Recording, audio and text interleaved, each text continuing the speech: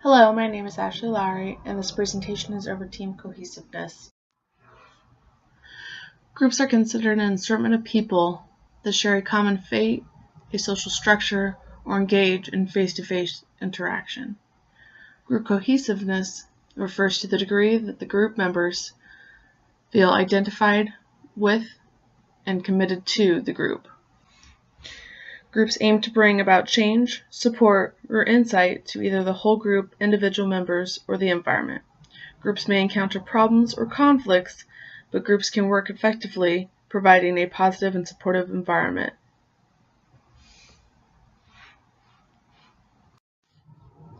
The word cohere originated in the mid-16th century from the Latin word cohere. The word was created by co together and adhere being pushed together.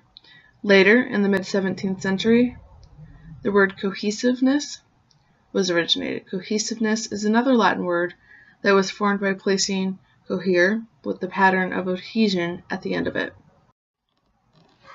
In 1909, Charles Horton Cooley developed ideas about primary and secondary groups.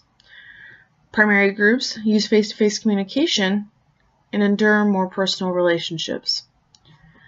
Secondary groups work towards a specific goal versus developing personal relationships. McDougall discovered that groups have a life and mind of its own in 1921. And according to Lubin, a group is a dynamic whole, so if there is a change in the subpart, then the state of all subparts will change. In 1943, Lippitt and White discovered that cohesiveness in groups is higher with a democratic leader. Homans found value of rewards accessible to a group can bring greater cohesiveness. In 1950, Festinger described the theory of group cohesiveness. His theory on group cohesiveness is that it is the cement that keeps a group together.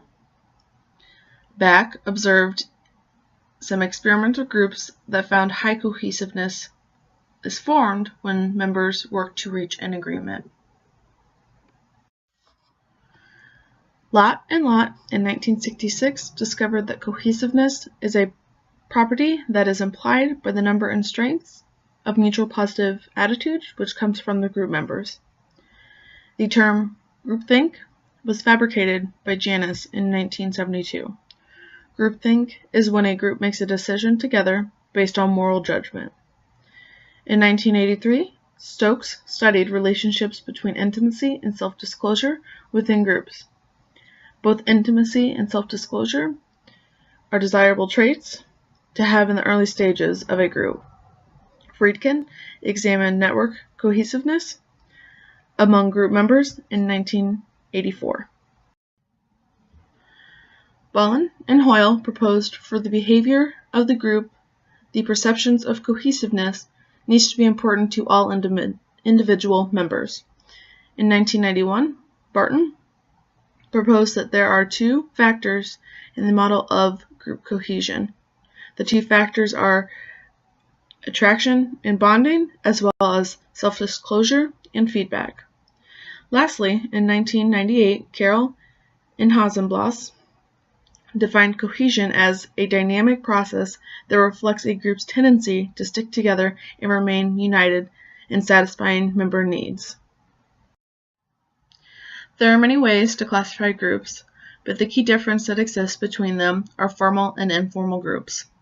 Formal groups are typically created by organizations which have a goal to achieve. Informal groups are assembled on the basis of proximity and common interest. Some other differences are the primary focuses, guidelines for behavior, and the source of leader power. For informal groups, the primary focus is the person. Behavior is based on norms, and the source of leadership is given by groups. Formal groups have a primary focus of position. Behavior is based on rules and regulations, and the source of leadership is delegated by management. In the 1920s, Kurt Lewin claimed that behavior is the result of two factors, the individual and the environment, not just the environment, like the other behavioralists believed. Lewin continued to investigate human behavior, which led to the discovery of influential forces.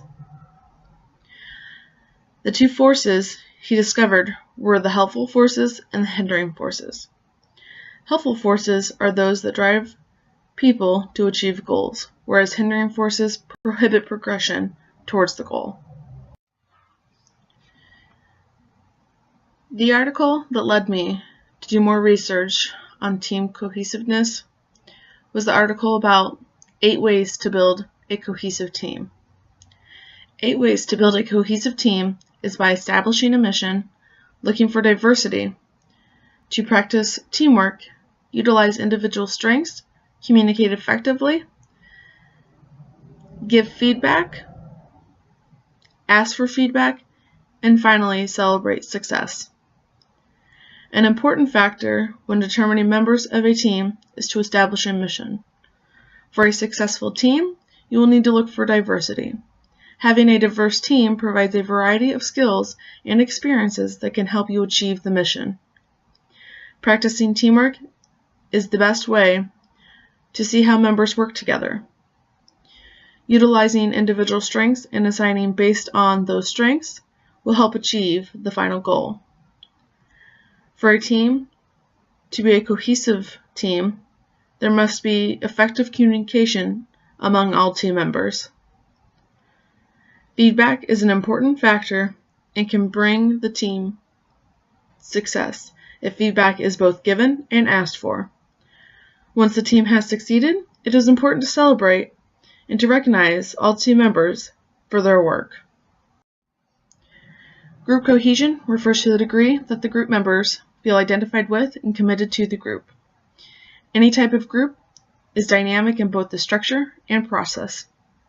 Group cohesiveness enables the group to achieve more than they would be able to individually. In most people's personal and professional group activity, cohesiveness is key for success.